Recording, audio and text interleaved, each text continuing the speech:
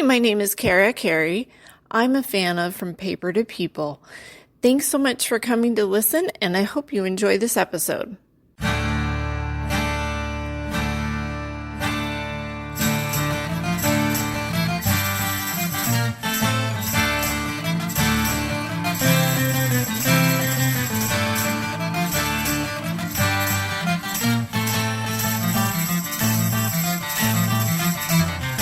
Hey, everybody, and welcome to episode 406 of From Paper to People.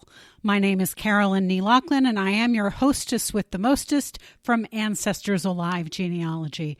I have a quick episode for you today. First, I'd like to thank James Michael Riley for joining my Patreon at the Roots level. You know I appreciate you, Jim. It's July 4th, Independence Day in the United States. And as such, my thoughts have turned to my family ties to the Revolutionary War. Yes, Aaron Burr is my first cousin 7 times removed. His grandfather, Daniel Burr, is my 7th great-grandfather, but that's not the kind of contemplation I mean. I'm thinking about the realities of this country both now and then, and how slavery is a part of the story of my own participating ancestors' lives. I'm a member of the DAR, or Daughters of the American Revolution. It's a hereditary society in the United States and abroad, and the only way to gain entry is by proving direct lineal descent from someone who fought for the colonial army in a colonial militia or who provided supplies or services to the colonial cause. In the past, it has been a racially exclusive organization. That is changing.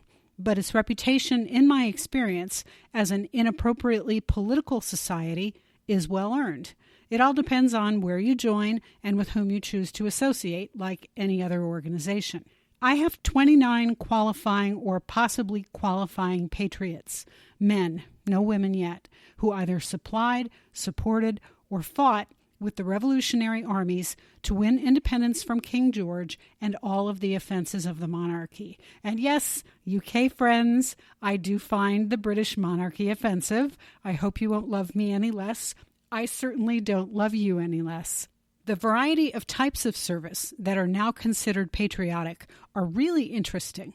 These are my patriots' names and what I know about how they rendered patriotic service. William Jesse Burton of Virginia was a soldier who also furnished supplies to the militia. John H. Pace of Virginia furnished supplies to the militia. Adam Stultz of the Netherlands immigrated to Virginia, and in 1777 he took the oath of allegiance and furnished supplies to the Revolutionary Army. George P. Penn of Virginia served in the militia as a juror and supplied the colonial military. William Henry Blocker of North Carolina has an incomplete service record per the DAR, so I'm going to need to investigate him further. Isaac Bowers of Massachusetts was a fence viewer in the civil service. That means he was appointed to local government to deal with problems between neighbors involving property boundaries and roaming livestock. William Connett of New Jersey was a soldier in the militia. Richard Chenoweth of Virginia served as a soldier. After the war, he contracted with the Commonwealth of Virginia to build the fort that became Louisville, Kentucky. Private Joseph Collins of Virginia served in the infantry. Private Elijah Bartley of Pennsylvania served in the militia. Joseph Rutherford Walker of County Down, Ireland, or perhaps County Antrim, is just a maybe right now. There are a few possible matches per the DAR. Major John Hayes of Virginia requires more proof per the DAR, so he's another challenge for me to take up.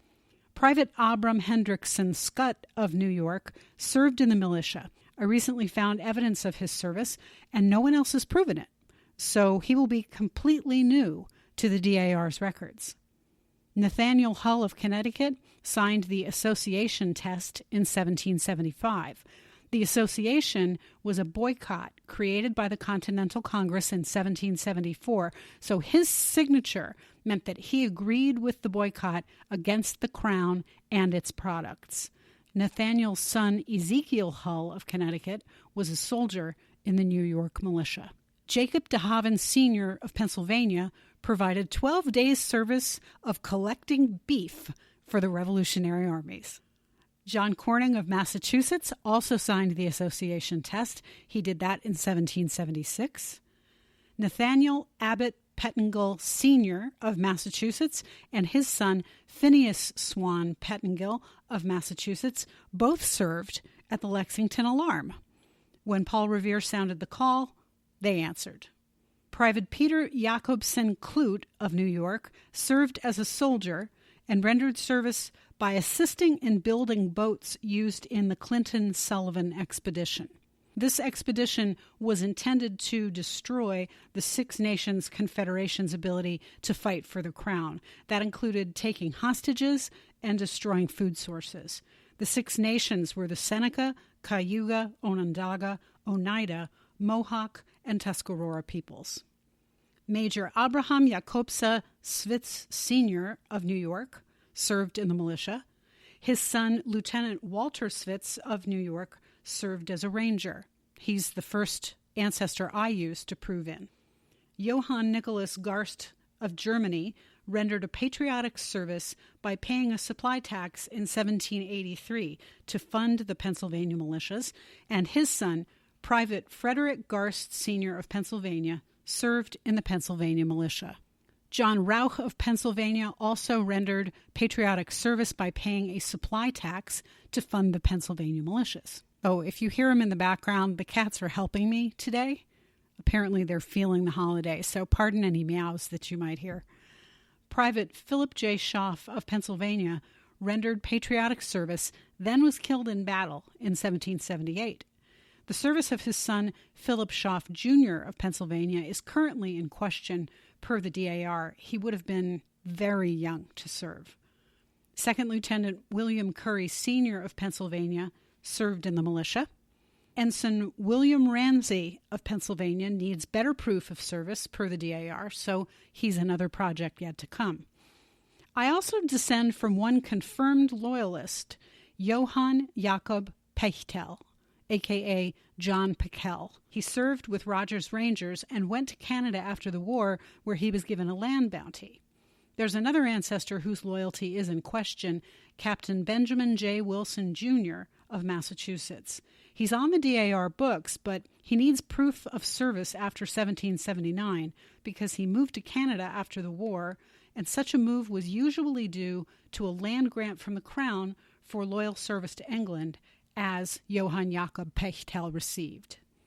Please note, please understand, none of this makes me cool, smooth, or groovy in my own eyes. I did nothing to be able to claim this heritage. I've never understood that phrase, proud to be an American.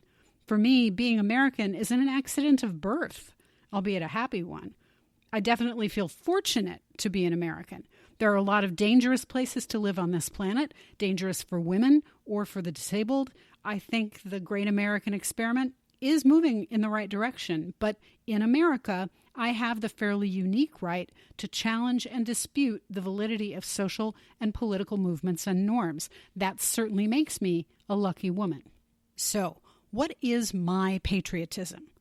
Today and every day, it's a process of thought and action. It is the hard work of participating in a civil society.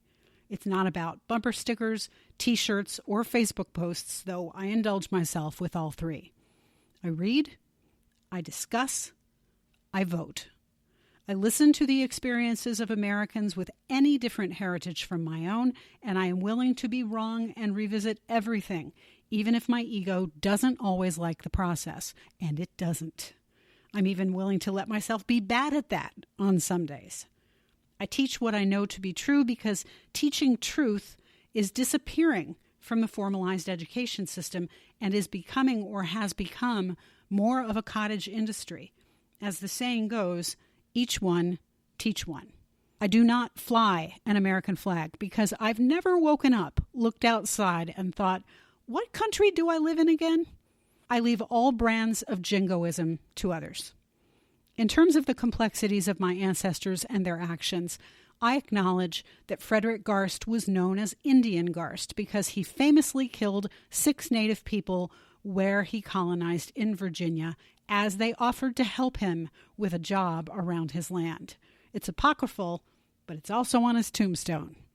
I recognize that Ezekiel Hull, Joseph Collins, Richard Chenoweth, George P. Penn, William Jesse Burton, and their spouses, all enslaved human beings, even as they fought for a white, property-owning man's American freedom.